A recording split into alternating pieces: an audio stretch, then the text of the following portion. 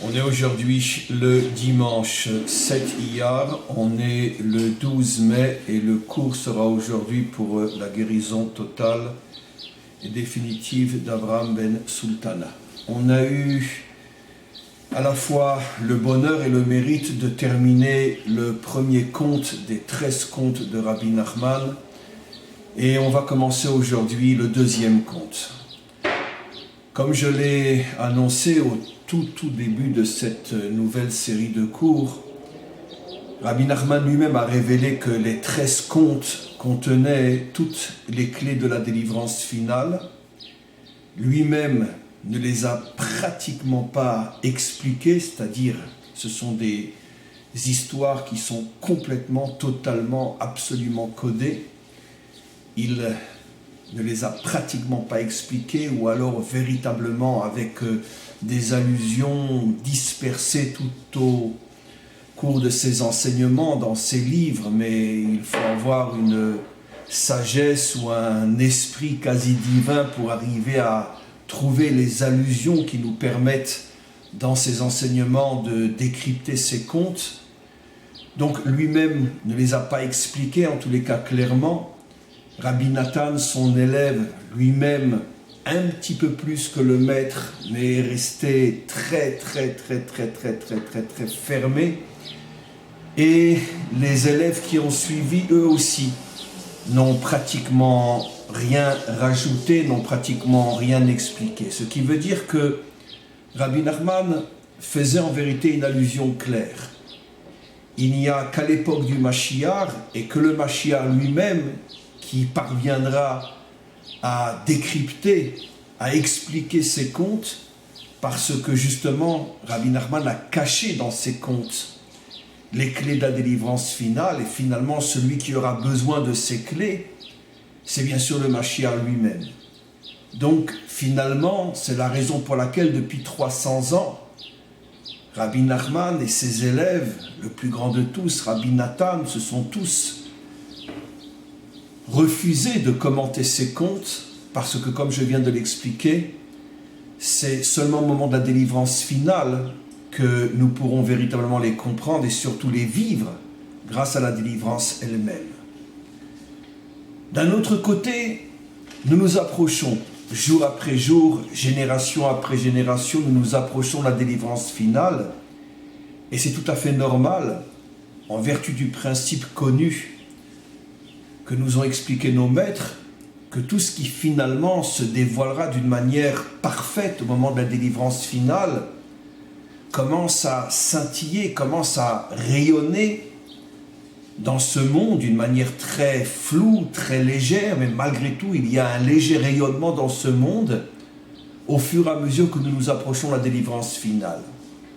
Ce qui veut dire que même si le Mashiach parviendra à expliquer totalement ces contes, et pas seulement les expliquer, mais surtout se servir de ces contes pour amener la délivrance finale, malgré tout, nous percevons aujourd'hui déjà des scintillements, des lumières de ces contes, parce que nous nous approchons de la délivrance finale, et au fur et à mesure que nous nous approchons de la délivrance finale, il y a des rayonnements dans ce monde de ce qui sera plus tard la délivrance, d'une manière claire, d'une manière puissante et d'une manière parfaite. Alors on va commencer aujourd'hui le deuxième conte. C'est un conte qui est encore plus fermé que le premier. Mon impression est, et je suis loin d'être le seul à l'avoir, qu'au fur et à mesure qu'on avance dans les contes, c'est de plus en plus fermé, de plus en plus codé. Le premier conte était déjà extrêmement codé, mais le deuxième l'est tellement plus que on ne peut même pas le comparer au premier dans cette fermeture qui rend pratiquement impossible l'explication. Nous allons malgré tout prier et demander au Maître du monde de nous éclairer, de nous permettre de percevoir les lumières qu'il décide de révéler dans ce monde, dans notre génération, afin de nous préparer plus encore à la délivrance finale. Alors on va faire comme on a l'habitude de le faire. Je vais d'abord lire un passage et au fur et à mesure, j'expliquerai. Donc on est dans le deuxième conte. Maaseh bekeisar echad, c'est l'histoire d'un empereur, shelo haya lo banim, qui n'avait pas d'enfant. Gam meler echad, il y avait aussi un roi. L'empereur et le roi ne se connaissaient pas. Lo haya lo banim, qui lui non plus n'avait pas d'enfant. Venasa kesar el haaretz leshotet levakesh ulai yimtza eze etza utrufa leolid banim. L'empereur s'est décidé à parcourir le monde pour essayer de trouver le médicament ou celui qui pourrait l'aider à avoir un enfant. Et au même moment, sans se connaître et sans se parler, Gama Meler Nasa Kemochen, au même moment, le roi a eu la même idée, lui aussi parcourir le monde dans le but de trouver un médicament ou la personne qui lui donnerait le conseil permettant d'avoir des enfants. Et donc déjà, la première remarque, c'est qu'ils ne se connaissent pas, mais au moment où l'un a tout d'un coup l'idée d'aller chercher le moyen d'avoir des enfants, au même moment, l'autre aussi a la même idée. Évidemment, les deux sont éveillés. Je commence à commenter un petit peu, bien sûr, je ne suis plus dans le texte. Les deux, finalement, leur idée de parcourir le monde pour trouver un moyen d'avoir des enfants, et au même moment, bien sûr, ça vient d'en haut. C'est le maître du monde qui fait tout, comme on va le voir, pour qu'ils puissent justement se rencontrer. D'une certaine manière, si l'un et l'autre avaient eu des enfants facilement, ils ne se seraient jamais rencontrés. Mais ils partent tous les deux en quête de leur manque, afin de le combler, et c'est comme ça qu'ils vont pouvoir se rencontrer d'une manière tout à fait providentielle. Tout est organisé par le maître du monde. Et c'est ce qu'on voit ici. Et tous les deux se retrouvent sans se connaître dans la même auberge. Comme je l'ai expliqué, ils ne se connaissaient pas. Et bien évidemment, comme on va le voir, ni l'un ni l'autre ne mettaient en évidence le fait qu'ils étaient empereurs ou rois. Ils s'étaient habillés comme de simples citoyens, comme de simples marchands, justement pour ne pas attirer les regards, pour ne pas attirer les foules. Mais, comme chacun était roi, ils sont arrivés à reconnaître, on pourrait dire, que derrière l'habit se cachait effectivement quelqu'un qui n'était pas un simple citoyen. C'est ce que le texte dit, Veikira Kesar Ba'ameler, le premier qui a reconnu l'autre, c'est l'empereur.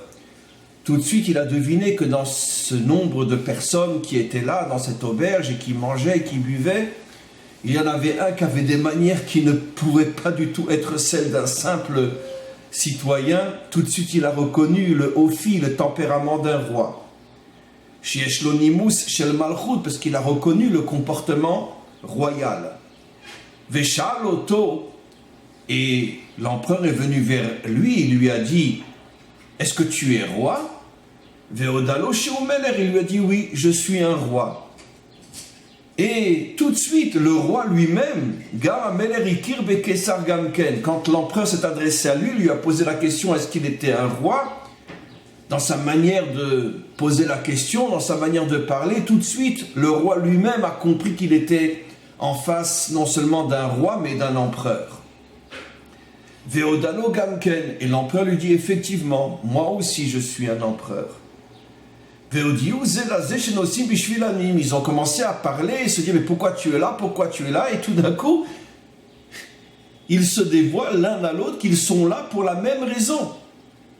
Les deux sont venus à cet endroit et parcourent le monde pour trouver le moyen d'avoir un enfant. Les deux ont ressenti que, attends, il y a quelque chose qui nous dépasse totalement. On n'avait aucune raison de se rencontrer, toi et moi. On n'a pas d'enfant, toi et moi.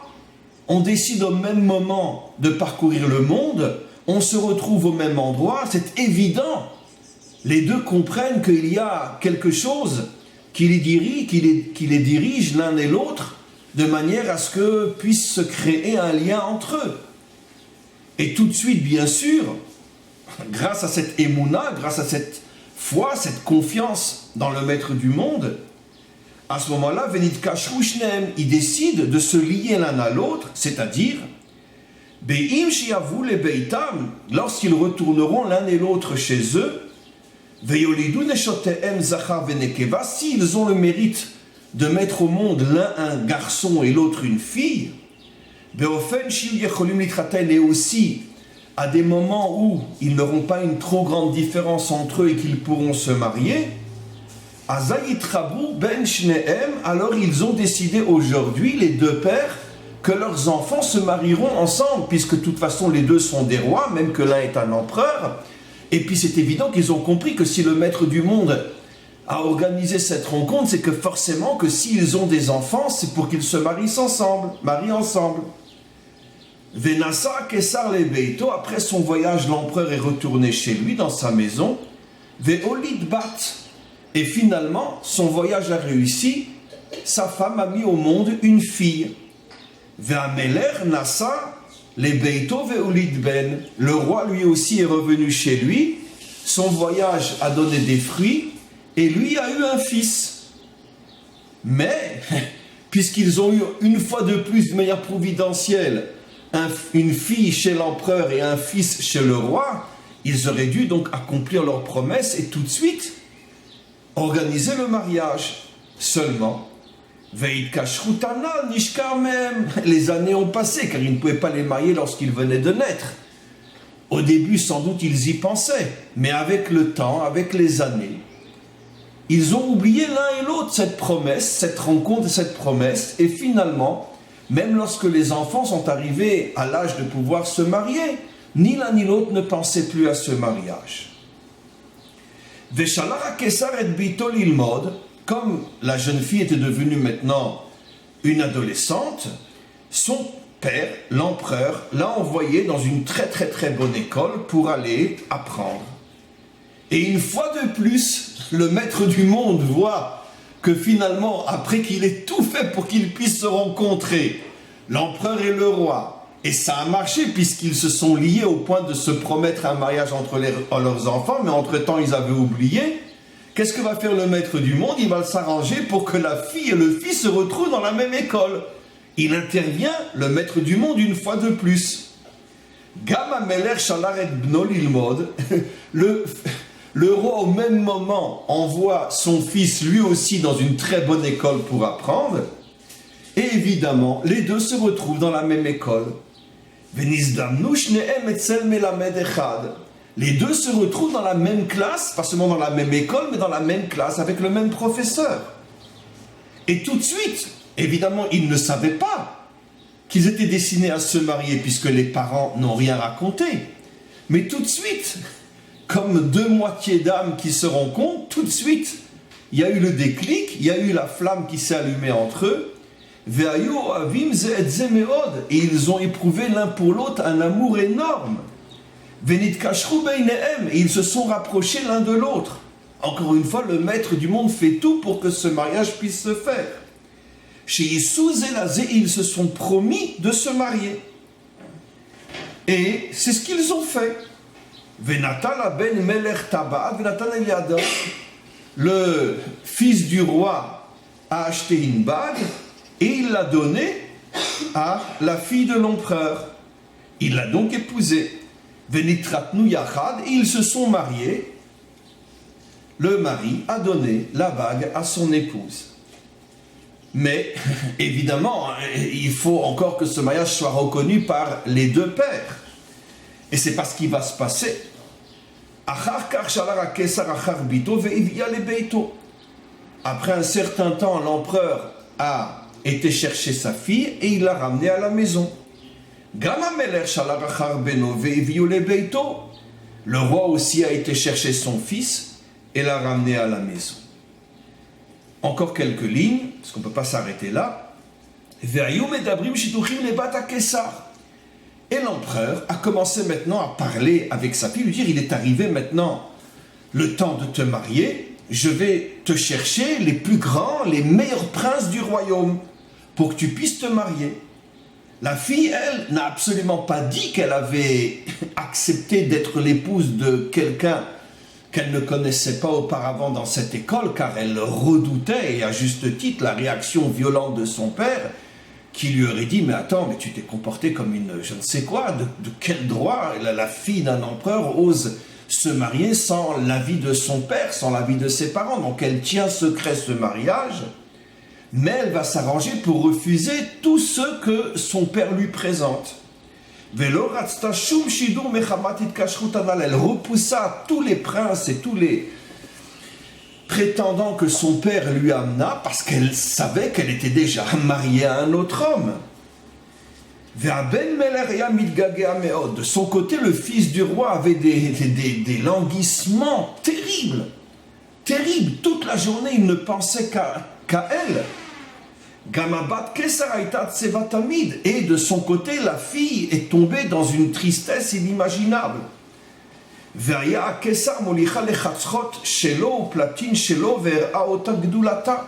Le roi, l'empereur, a essayé de la raisonner, de la renforcer, et il a commencé à lui montrer toute sa fortune, toute sa richesse, toutes ses possessions, pour lui donner envie de se marier, de devenir une reine elle aussi.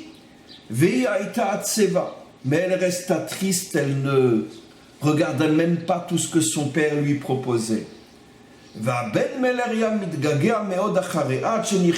De son côté, le fils du roi avait tellement envie de la revoir qu'il en tomba malade. Et tout le monde lui demandait au physio, mais pourquoi tu es malade? Qu'est-ce qui t'arrive? Il a refusé de livrer son secret, car lui aussi redoutait la réaction de son père, le roi. On alla chercher le serviteur du roi, le serviteur du fils du roi, pardon. Peut-être toi qui es plus proche du fils du roi, tu es son serviteur, essaye de savoir pourquoi il est malade. Le serviteur répondit, c'est pas la peine, je sais pourquoi il est malade. Parce que j'étais avec lui dans l'école où il a rencontré cette jeune fille. Et il raconta tout ce qui s'était passé, qu'il s'était donc amouraché et s'était engagé avec la fille de l'empereur. Un instant.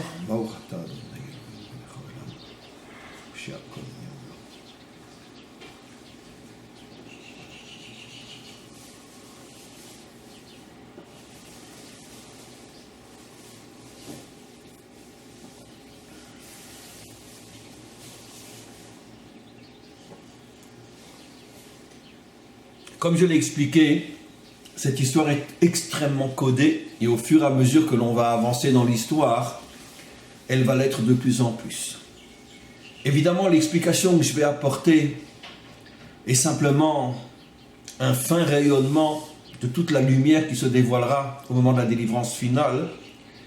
Et encore une fois, on prie le Maître du monde pour que nos dévoilements soient vrais et qu'il puisse nous apporter les clés nécessaires à la préparation et à la délivrance finale. Qui sont en vérité cet empereur et ce roi au niveau du décodage? Rappelons-nous que l'empereur va mettre au monde une fille et le roi va mettre au monde un fils. Dans les décodages de la Torah et surtout des secrets de la Torah, nous savons, et je l'ai expliqué déjà de très nombreuses fois dans mes cours, que l'homme représente toujours la dimension céleste au niveau des codes bibliques et la femme représente toujours la dimension terrestre. Au niveau des sphirotes, au niveau des attributs divins, c'est ce que l'on pourrait appeler Yesod et Malchut. Yesod, la dernière des sphirotes célestes, et Malchut, la sphira terrestre. Dit dans un langage plus simple, le Yesod, où la dimension masculine représente l'ensemble des forces spirituelles, alors que la Malchut représente l'ensemble des forces matérielles. Évidemment, on vit dans un monde matériel Et on est surtout relié et connecté à la Malchut, qui est donc cette source qui permet à ce monde d'exister dans sa dimension matérielle. Mais au niveau, encore une fois, des codages bibliques, et surtout au niveau des enseignements des secrets de la Torah, l'homme fait toujours allusion à la dimension spirituelle et la femme à la dimension matérielle.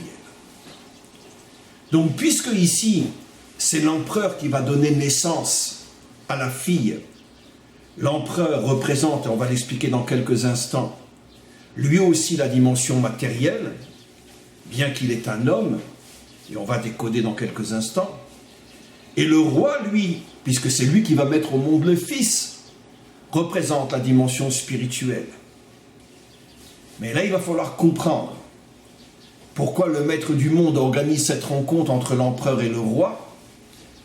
Et surtout, l'autre question par laquelle je commencerai, comment se fait-il que l'empereur, qui est beaucoup plus haut, beaucoup plus important qu'un roi, comment se fait-il que c'est l'empereur qui représente la dimension matérielle et le roi représente la dimension spirituelle, puisqu'un roi est moins important qu'un empereur? Alors la réponse à cette question, je l'ai déjà donnée aussi dans de nombreux cours. En vérité, l'essentiel de toutes les forces divines les plus incroyables se trouve précisément dans ce monde matériel. Mais elles sont encore complètement cachées. Elles ne se dévoileront qu'à partir de la délivrance finale. Et elles se dévoileront au fur et à mesure, au point qu'on s'apercevra que ce que l'on croyait être tout en bas, la matière, le corps, la matérialité, ces dimensions-là contenaient des énergies spirituelles, des milliards et des milliards et des milliards et des milliards de fois plus puissantes que toutes les énergies contenues aujourd'hui dans la dimension et dans le monde spirituel, comme l'âme et les mondes supérieurs. Aujourd'hui, bien évidemment, le monde matériel n'est connu que dans son aspect complètement extérieur. Toute la dimension, toute la puissance appelée Oraganus, la lumière cachée, toute la dimension, la lumière cachée, la lumière spirituelle de ce monde matériel est complètement cachée.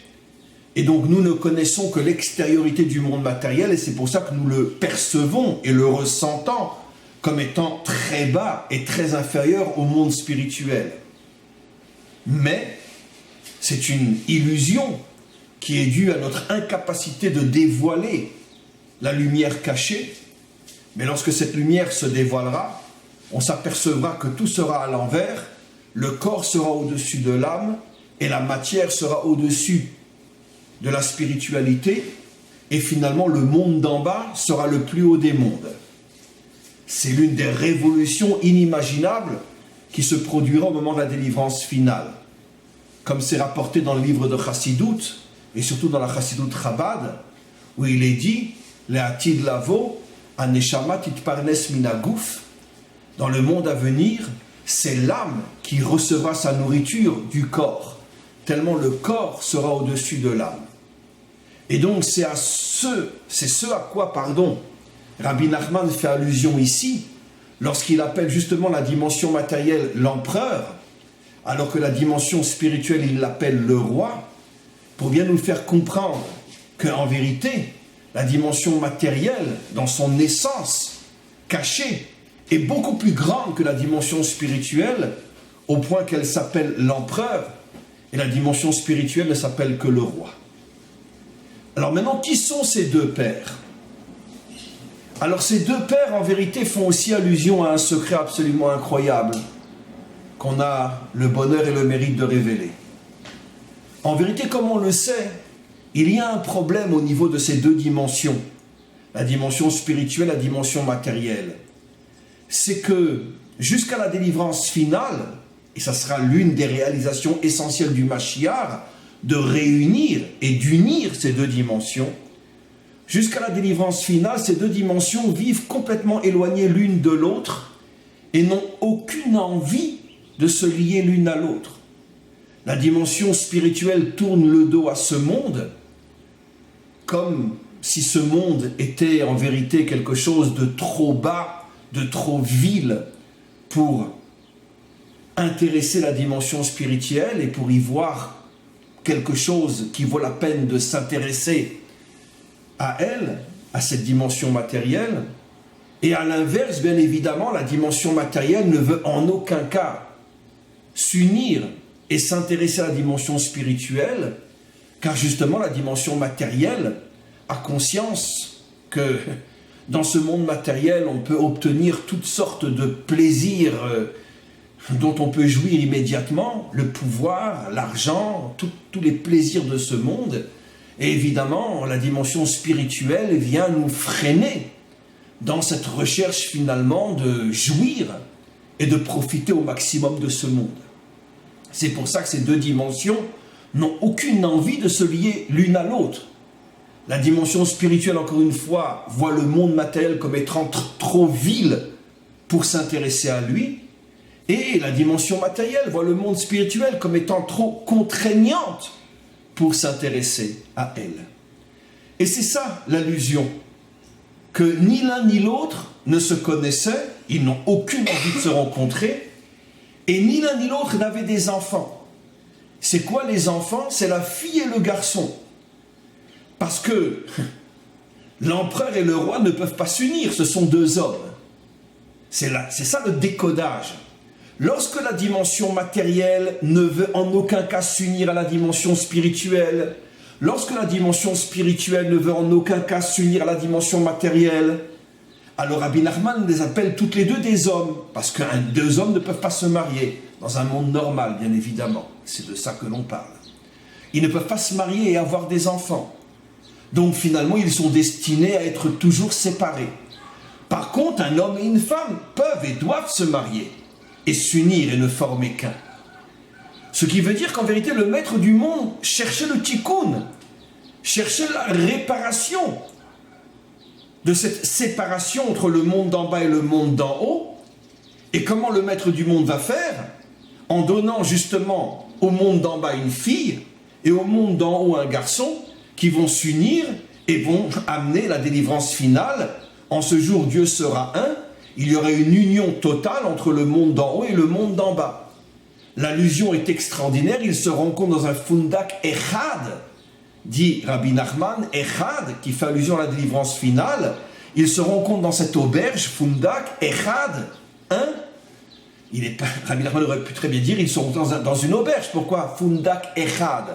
Rabbi Nachman fait allusion au fait que le maître du monde essaye de construire la délivrance finale, où le corps et l'âme, le monde d'en haut et le monde d'en bas, s'uniront comme dans un mariage et fusionneront comme dans un mariage entre un homme et une femme.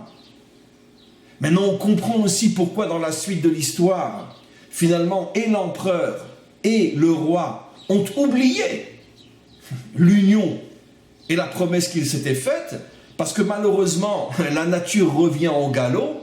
Et la nature, la mauvaise nature du monde d'en bas, c'est qu'il ne veut pas le monde d'en haut. Et la mauvaise nature du monde d'en haut, c'est qu'il ne veut pas le monde d'en bas. Donc au moment où ils se sont rencontrés, il y a eu une sorte de réveil de l'intériorité du monde d'en bas et de l'intériorité du monde d'en haut. C'est-à-dire que quand ils se sont rencontrés, ils ont compris, mais attends, c'est pas possible, cette rencontre, elle est forcément voulue par le maître du monde. Donc il y a eu une sorte de teshuva, de retour à la vérité, où tout d'un coup le monde d'en haut a compris que finalement son devoir était de s'unir au monde d'en bas, et le monde d'en bas a compris que son devoir était de s'unir au monde d'en haut.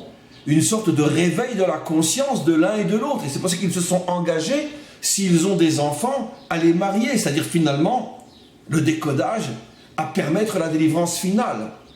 Mais une fois qu'ils se sont séparés et que chacun est retourné chez lui, la nature est revenue au grand galop, et finalement, la nature de l'empereur a repris le dessus, et il ne veut pour sa fille que des gens de son royaume, ça veut dire des prétendants qui n'ont absolument aucune envie de se lier au monde d'en haut. Et pareil, le roi cherche pour son fils une fille qui n'aura absolument aucune envie de pousser son mari à s'intéresser au monde d'en bas, puisque dans les deux cas, la nature reprend le dessus, et finalement, ils oublient l'un et l'autre le pacte qu'ils avaient fait de marier leurs enfants. On pourrait donner un exemple parmi des milliards et des milliards d'autres dans la Torah elle-même. Au moment où Israël reçoit la Torah, comme je l'ai expliqué des dizaines de fois, à ce moment-là, nos maîtres disent qu'on était rentré pratiquement dans la porte de la délivrance. Et c'est pour ça qu'en bas, le serpent va tout faire pour faire fauter Israël et lui faire la faute du veau d'or. Et comme je l'ai décrypté des centaines de fois, la faute du veau d'or, c'est encore une fois la séparation entre le monde d'en haut et le monde d'en bas.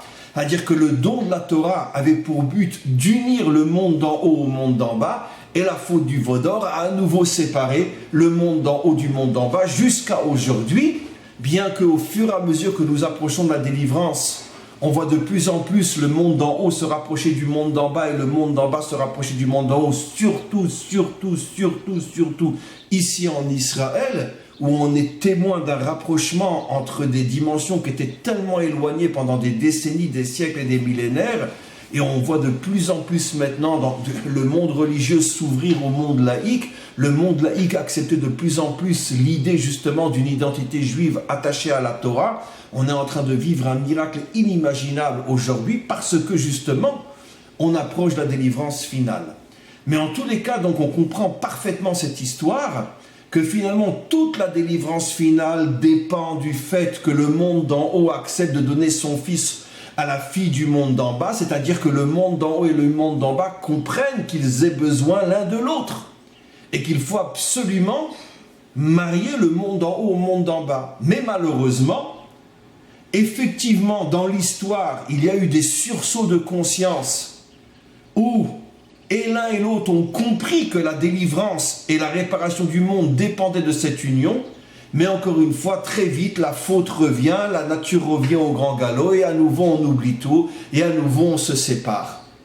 Malgré tout, ici Rabbi Nachman révèle un secret absolument incroyable. Le maître du monde maintenant a compris que, au niveau des pères, de la fille et du fils, ça sera très très difficile de les unir, parce que finalement, c'est ce qu'on verra dans toute l'histoire, finalement, et l'empereur et le roi représentent justement, comme je l'ai expliqué, la dimension matérielle qui refuse la spiritualité, et la dimension spirituelle qui refuse la matérialité, mais quoi qu'il en soit, le fils et la fille sont nés. Ce qui veut dire qu'il existe dans le monde, même si ce n'était pas encore visible, même si ces deux personnages représentent la minorité de la minorité de la minorité du monde, parce que le monde est divisé en deux grandes catégories, les religieux d'un côté et les laïcs de l'autre, avec toutes les nuances possibles et inimaginables, mais il existe dans ce monde un fils et une fille qui savent qu'ils doivent se marier l'un à l'autre. Et ça, on ne peut plus revenir en arrière. C'est ce que nos maîtres expliquent, que le maître du monde est toujours Magdim Refoua la Maka, il amène toujours le médicament avant la maladie. C'est-à-dire avant que la maladie arrive, le médicament est déjà là. Le problème, c'est qu'il faut trouver le médicament. C'est pour ça que le maître du monde fait naître le fils et la fille, même si, comme on va le voir dans l'histoire, ils vont avoir un mal fou, finalement, à pouvoir véritablement faire accepter leur mariage. Ils vont même être séparés eux-mêmes pendant très très longtemps, comme on va le voir. Mais quoi qu'il en soit, la graine de la délivrance est là. Ce qui veut dire que dans chaque génération, il y a dans le monde spirituel et dans le monde matériel une prise de conscience qu'il faut s'unir. Et dans chaque génération, il y a des justes qui transmettent ce message. Même si ces justes-là sont sans doute ceux qui sont les moins écoutés et les moins suivis, parce que dans ce monde, encore une fois, si on appartient à la dimension spirituelle, on ne cherche que des gens qui nous parlent de spiritualité. Si on appartient à la dimension matérielle, on ne cherche que des gens qui nous parlent de matérialité. Mais celui qui parle le langage de l'union des deux, c'est celui qui est complètement en marge de la majorité. Donc il est le moins écouté, le moins suivi, le moins respecté et surtout le plus critiqué. Mais quoi qu'il en soit, le message de l'union entre le monde d'en haut et le monde d'en bas est là. Et au fur et à mesure que nous nous approchons de la délivrance finale, nous voyons que l'histoire change, que le monde change et que petit à petit les deux dimensions commencent à s'ouvrir l'une vers l'autre. En vérité, c'est surtout grâce aux enseignements de Torah de ces maîtres qui ne représentent que la minorité dans ce monde, mais comme on le sait, la Torah a une puissance inimaginable de changer le monde, et grâce à la Torah que ces maîtres enseignent, petit à petit, ces énergies provenant de leur Torah agissent sur le monde et transforment le monde jusqu'au point que l'on voit petit à petit des choses absolument incroyables qui se produisent au niveau du rapprochement entre l'empereur et le roi. Quoi qu'il en soit, je reviens donc, pour terminer ce cours, je reviens donc à ce qu'on a expliqué. Finalement, le maître du monde va faire en sorte que le fils et la fille se rencontrent et ils se marient. Ils se marient, mais d'un autre côté, maintenant, toute l'histoire va se situer autour de comment faire reconnaître ce mariage, c'est-à-dire comment finalement arriver à la délivrance finale. Quoi qu'il en soit, après s'être mariés, à nouveau ils sont séparés, c'est l'histoire du monde, on reçoit la Torah, mais tout de suite après, il y a la faute du veau d'or, on construit le temple, mais tout de suite après, il est détruit, on construit un autre temple, et tout de suite après, il est détruit, ou bien Hachem crée Adam et Chava, tout de suite après, il faute. Ça veut dire que l'histoire est faite constamment, finalement, du médicament qui précède la maladie. Ça veut dire d'abord, il y a un réveil de lumière, et puis après, l'obscurité reprend le dessus, et tout le travail de la lumière va être de traverser l'obscurité jusqu'au point qu'elle arrivera à la chasser totalement. Quoi qu'il en soit, la fille n'oublie pas, enfin la princesse ou la fille de l'empereur n'oublie pas son mari, le mari n'oublie pas sa fille, et encore une fois, c'est pour nous faire comprendre que durant toute l'histoire, dans chaque génération, celui qui cherche la vérité vraie arrivera à trouver dans sa génération une Torah authentique, une Torah vraie, une Torah qui est la Torah de la délivrance, qui parle de l'union justement entre le monde d'en haut et le monde d'en bas. Et c'est cette Torah, ce sont ces maîtres-là qu'il faut suivre, parce que seuls ces maîtres-là peuvent nous amener à la délivrance finale, jusqu'au Mashiach lui-même, qui lui terminera le travail commencé, entrepris par tous les maîtres authentiques dans chaque génération. On va arrêter le cours pour aujourd'hui, et on reprendra bientôt Bezrat Hashem.